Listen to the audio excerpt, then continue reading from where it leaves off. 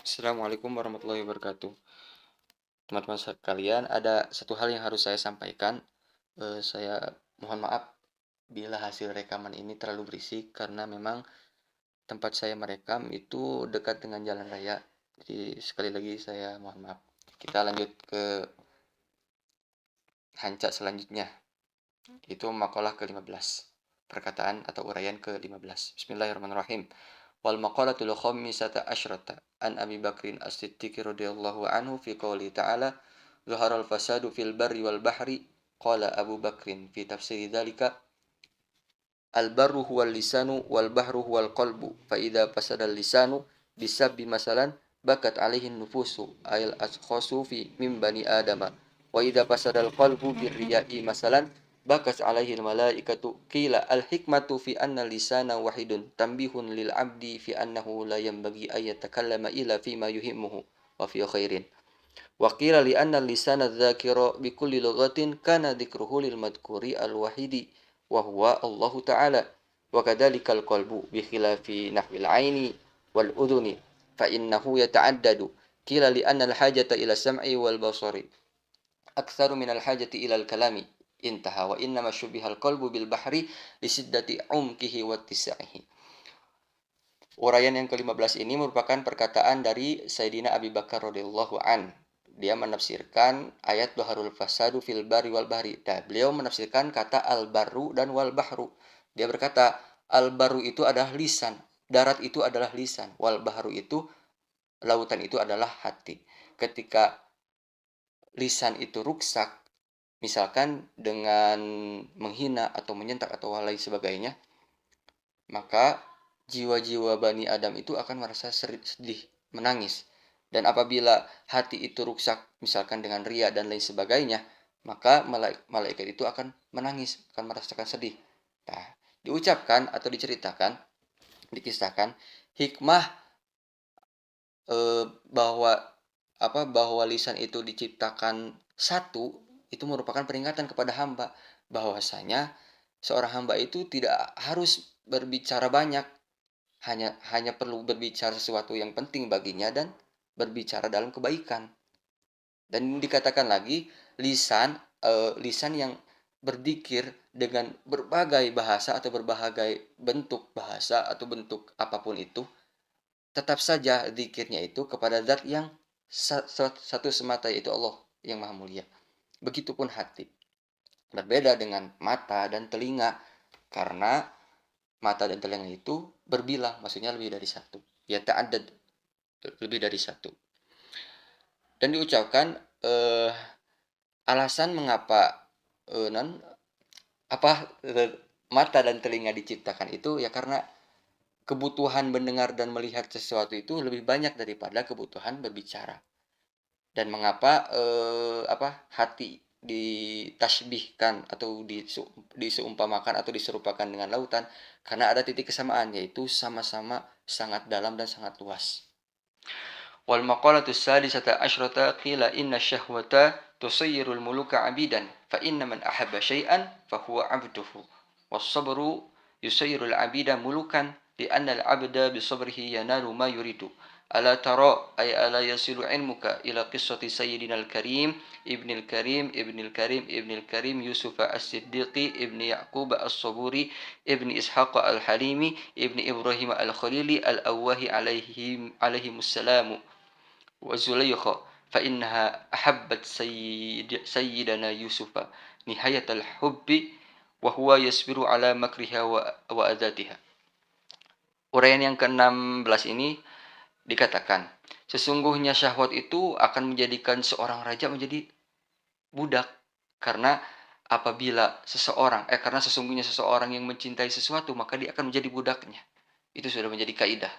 Barang siapa yang mencintai Allah, maka dia akan menjadi budaknya. Barang siapa yang mencintai uang, maka dia akan menjadi budaknya.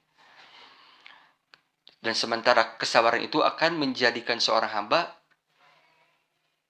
menjadi raja. Ini merupakan gaya bahasa muqabalah dalam ilmu balaghah. Jadi ada dua kalimat yang ternyata antara kalimat itu bertolak belakang atau maknanya berbalik. Ini merupakan gaya bahasa muqabalah.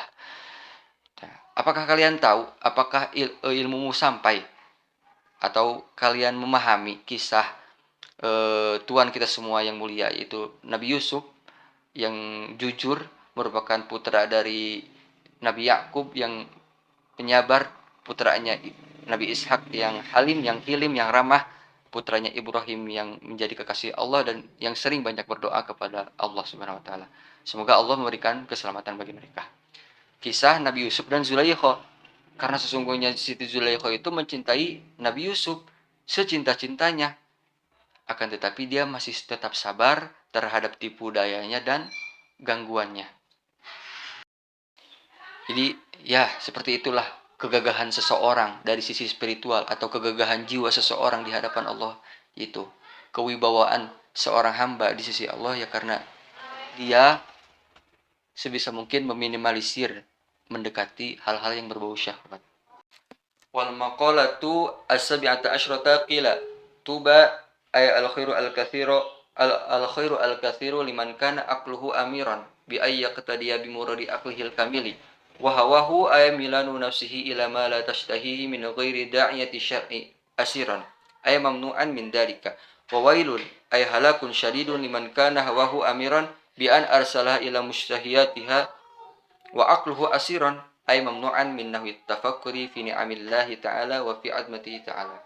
Dan uraian yang ke-17 dikatakan tuba, sebelumnya makna tuba itu ada dua makna. Yang pertama sesuai dengan syarah ini maknanya adalah al-khair al-katsir. Ada tiga makna berarti. Kebaikan yang banyak, kebahagiaan dan salah satu pohon di surga. Jadi bisa saja ditafsirkan tuba akan mendapatkan pohon tuba liman bagi orang yang misalkan. Tapi kita akan menafsirkan sesuai dengan syarah ini. Merupakan tuba kebaikan yang banyak atau sangat banyak sekali kebaikan bagi orang yang menjadikan akalnya sebagai pemimpin. Dia mengikuti dengan cara mengikuti kehendak akalnya yang murni, yang sempurna, yang tidak terkontaminasi oleh hal-hal negatif. Dan dia menjadikan hawa nafsunya sebagai tawanan. Hawa nafsu itu adalah kecenderungan diri terhadap sesuatu yang tidak dianggap baik oleh syariat. Dan celakalah bagi orang yang menjadikan hawa nafsunya sebagai pemimpin. Dia Dia melepaskan hawa nafsunya terhadap sesuatu yang tidak dianggap baik oleh agama, oleh syariat. Dan dia menjadikan akalnya sebagai tawanan. Dia menahan akalnya dari bertafakur terhadap nikmat-nikmat Allah dan terhadap keagungan-keagungan Allah Subhanahu wa taala. Jadi teman-teman, sesimpel itu hidup bahagia di dunia ini. Simpel saja. Jadikan hawa nafsumu sebagai tawanan. Tapi yang namanya tawanan itu bukan berarti tidak dikasih. Tahanan saja, manusia yang ditahan di penjara pasti dikasih makan oleh petugas. Begitupun hawa nafsu. Kasihlah sesuai dengan porsi kebutuhannya saja. Jangan berlebihan. Jangan sampai dilepas.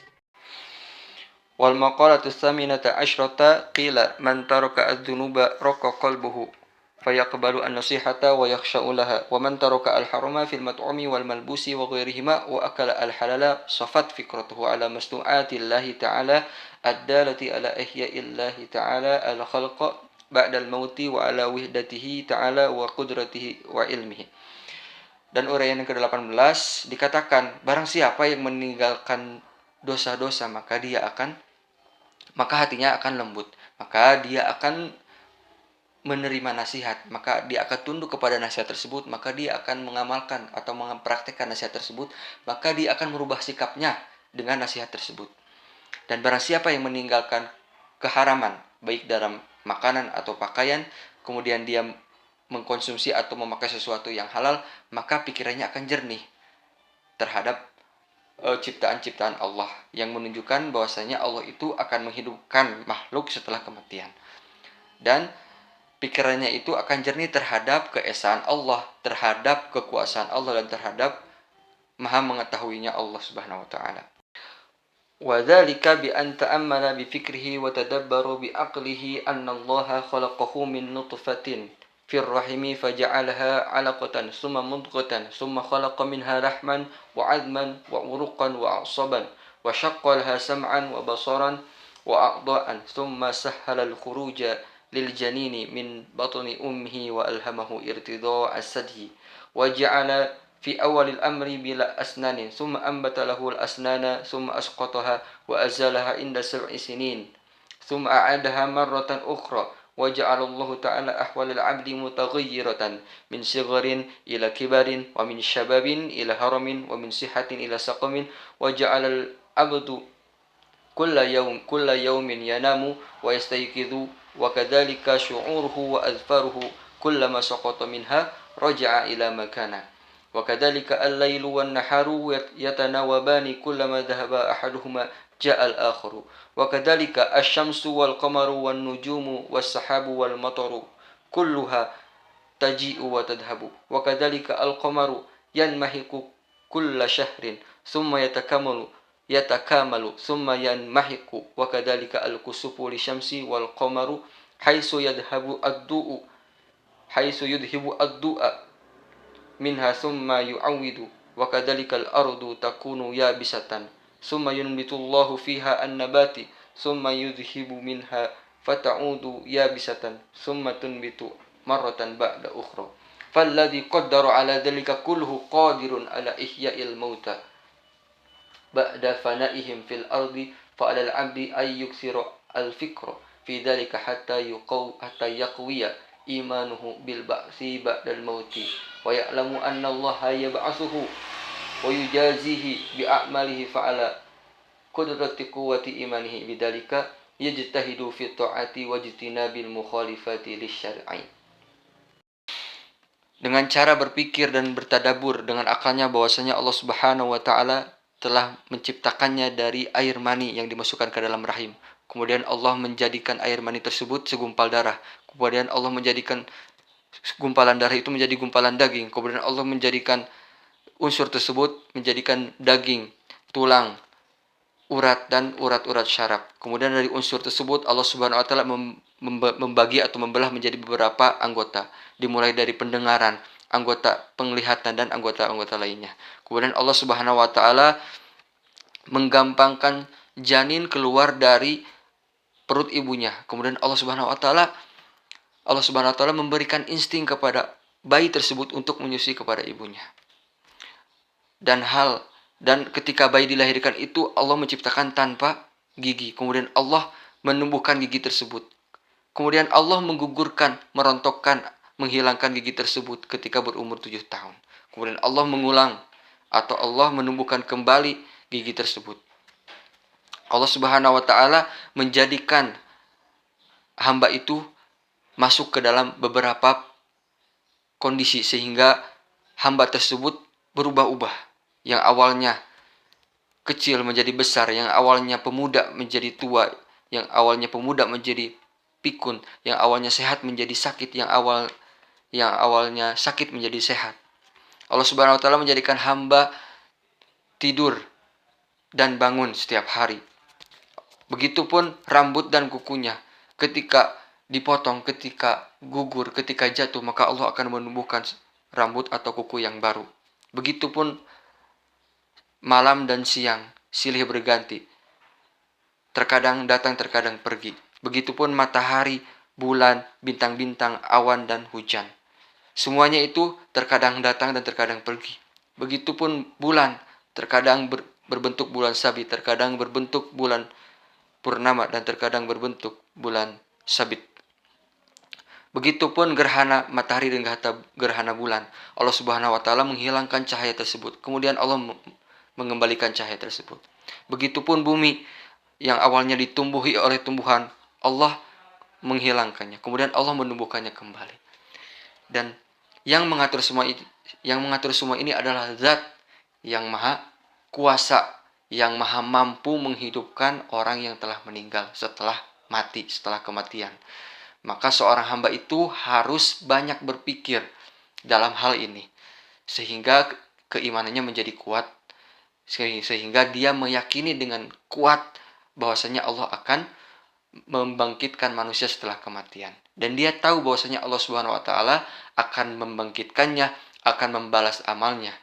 Maka berdasarkan kekuatan keimanan ini, seorang hamba akan bersungguh-sungguh dalam taat dan akan berusaha menjauhi sesuatu yang menyalahi syariat.